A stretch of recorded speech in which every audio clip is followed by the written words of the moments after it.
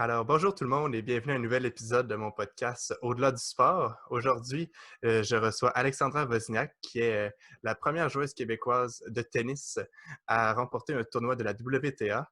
C'est la première également à avoir percé le top 30 du classement de la WTA.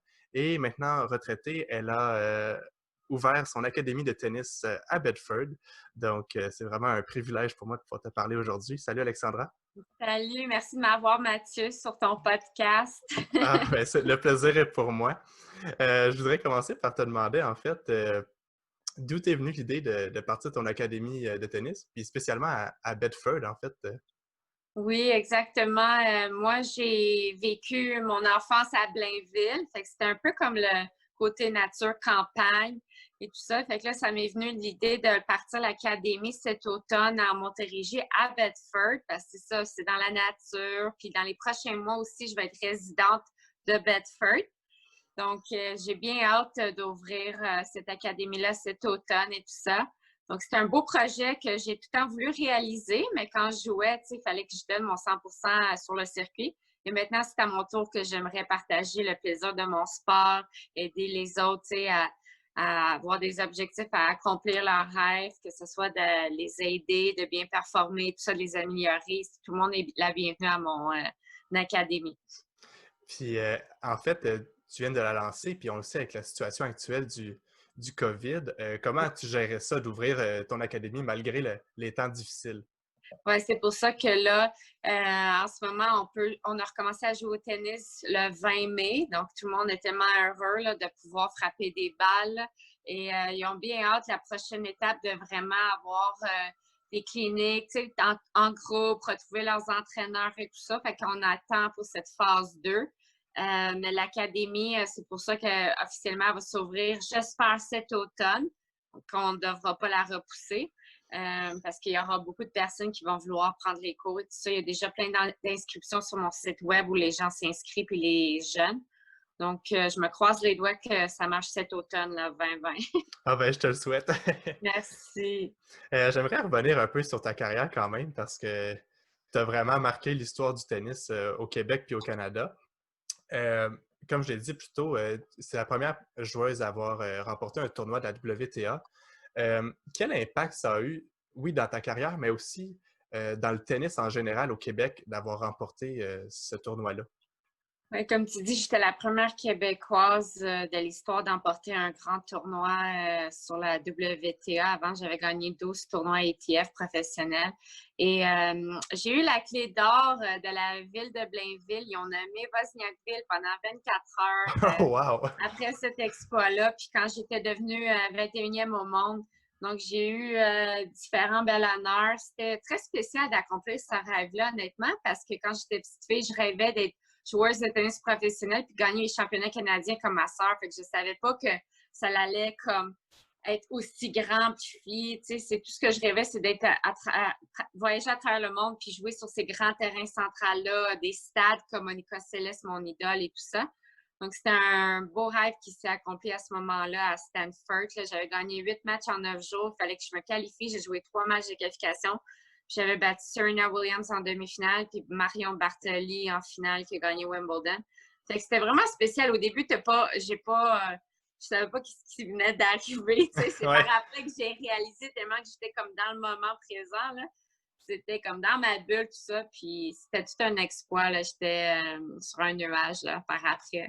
absolument. Puis as-tu senti qu'après ça, étant donné que c'est un grand exploit puis que tu étais la première à le faire, as-tu Ouais. senti qu'après ça, le Tennis Canada, Tennis Québec, ils ont dit, hey, wow, c'est possible, puis là, ils vous ont donné peut-être plus d'outils, puis plus de. Tu sais, ils ont Exactement. plus voulu vous aider. Exactement. Maintenant, les jeunes, ils sont mieux encadrés que dans mon temps. Puis, j'ai comme tracé ce que les gens disent, c'est que j'ai comme tracé la voie pour les Mhm. jeunes générations après moi, ici au Québec, mais au Canada aussi. Comme maintenant, il y a plusieurs joueurs sur l'ATP, puis beaucoup plus de joueurs sur la WTA. Moi, j'étais la seule joueuse dans mon temps dans le top 50 au monde. Fait que je voyageais tout le temps, je voyais pas d'autres Québécoises ou d'autres Canadiennes. C'était pas tout le temps fun comparé aux autres pays qui en avaient plusieurs. Fait que je pense que j'ai encouragé d'une manière que c'est possible d'être parmi les meilleurs au monde, puis j'ai tracé cette voie-là. Ouais. Absolument. Puis comme tu le dis, là, sais, ton rêve de jouer sur les plus grands cours au monde, les plus grands tournois aussi. Tu as participé à tous les grands chelems, aux Jeux olympiques également, la Coupe Fed, la Coupe Rogers. Euh, dans tous ces tournois-là, c'est lequel vraiment que tu as préféré jouer? Ah, c'est sûr, on n'a pas la chance de jouer souvent à la maison. Fait qu'il faut que je dise la Coupe Rogers. J'ai accompli aussi, je suis rendue jusqu'en quart de finale.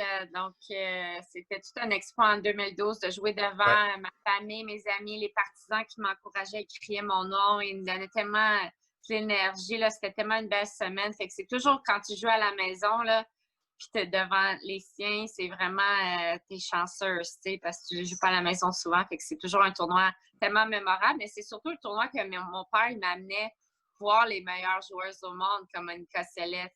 Avant, dans le temps, c'était comme, ça s'appelait Stade du Maurier. Fait que OK. c'était là que j'ai vraiment comme rêvé un jour d'être dans ce central-là, puis de jouer sur ces terrains-là contre les meilleurs au monde. Fait que c'était comme d'un côté un rêve qui se réalisait, là, de pouvoir, Absolument. tu sais, ouais. Puis, comme tu le dis, l'ambiance, c'est électrisant, l'amour de la foule aussi. Euh, Est-ce que après aussi, après ton titre, après ton succès, tu as senti qu'il y avait encore plus de gens qui te soutenaient aussi? C'est ça. Puis pas Ouais. juste pas juste au Canada, mais partout dans le monde aussi?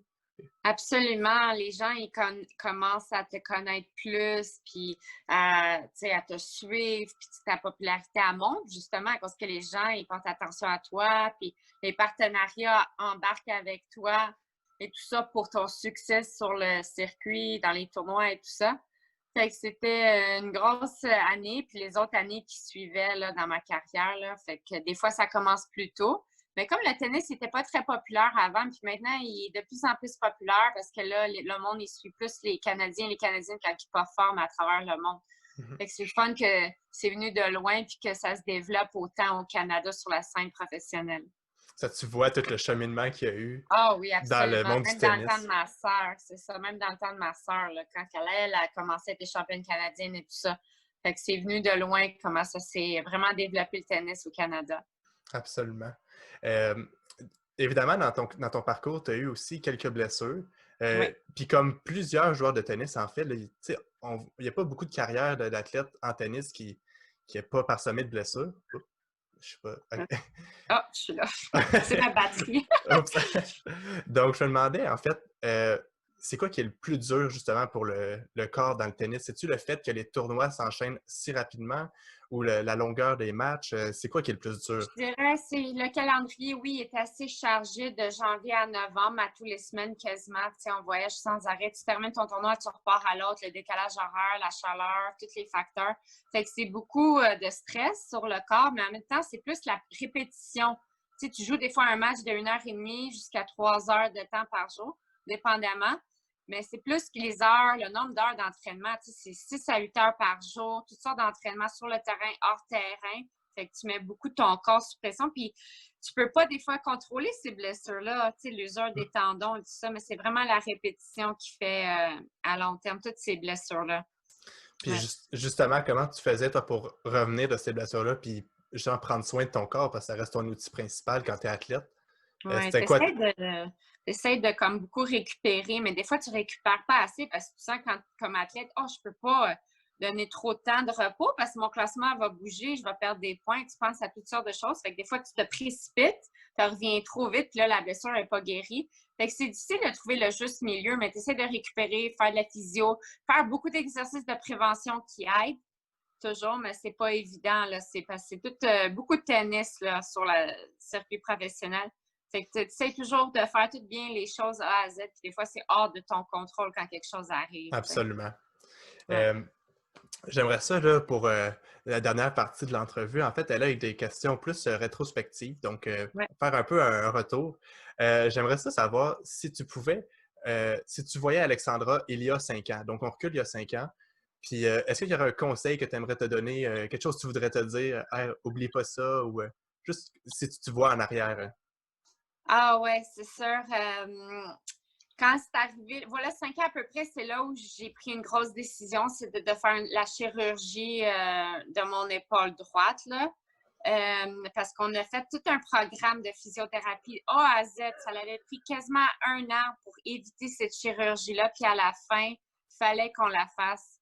Fait que peut-être, tu sais, d'aurais été plus patiente un peu plus, tu sais. Mhm. Parce que nous, les athlètes, on n'est pas tout le temps patients. On veut tout le temps, ah ouais, on se remet dedans et tout ça, mais prendre un peu plus de patience, tu sais, avec du recul, puis de plus donner le temps de bien récupérer.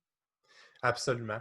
Puis c'est vraiment important, je pense aussi, là, Puis comme tu le dis, tous les athlètes, c'est souvent ça, là. Ils nous disent Ouais. un mois de congé, mais on veut retourner après une semaine. Puis Wow, ouais, exactement. Parce que sinon, il y a toutes sortes de facteurs qui vont nous affecter. Ouais. absolument.